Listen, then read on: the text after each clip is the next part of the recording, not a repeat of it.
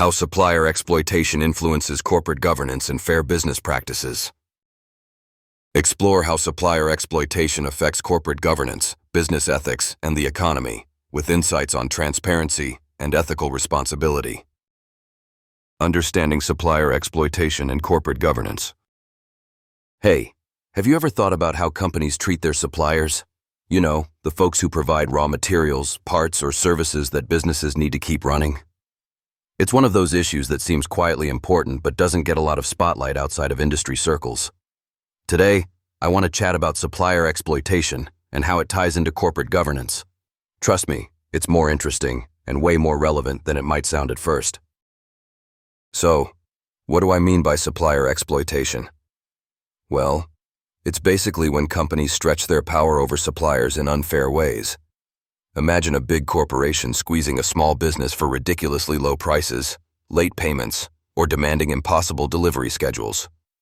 The small supplier might have no choice but to agree because they want to keep the relationship alive or survive financially. This creates a toxic environment where profits get maximized on one side at the cost of others. Not exactly the win-win scenario everyone pretends it to be. Now, here's where corporate governance comes in. That's just a fancy term for how companies are controlled and directed. They're systems of rules, practices, and processes. Good governance should ensure that businesses behave ethically, take responsibility for their supply chains, and foster sustainable, fair relationships. Instead, many companies overlook their role in supplier exploitation because they're laser-focused on hitting quarterly targets or appeasing shareholders. This problem isn't just a moral issue. It hits economies and communities hard.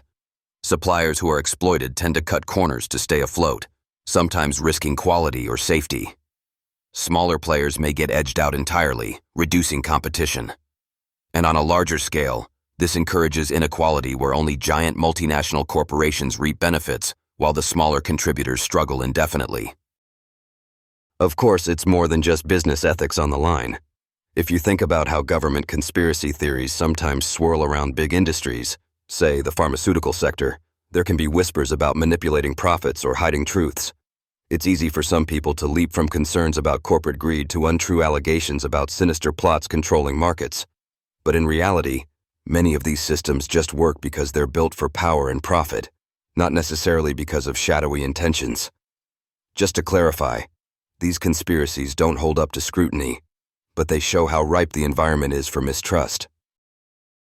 Back to supplier exploitation. Companies need better safeguards through internal controls and transparency mechanisms. Corporate governance that genuinely monitors, not just for show but to enforce fairness, can help prevent abusive practices. And consumers have a role too, pushing brands to be accountable by supporting ethics-driven companies. There's also a growing trend for businesses to adopt ESG, environmental social governance criteria, which includes fair supplier treatment. This movement can shift the balance slowly because corporations that ignore these pressures may face reputational damage or even regulatory penalties in some regions. I get it.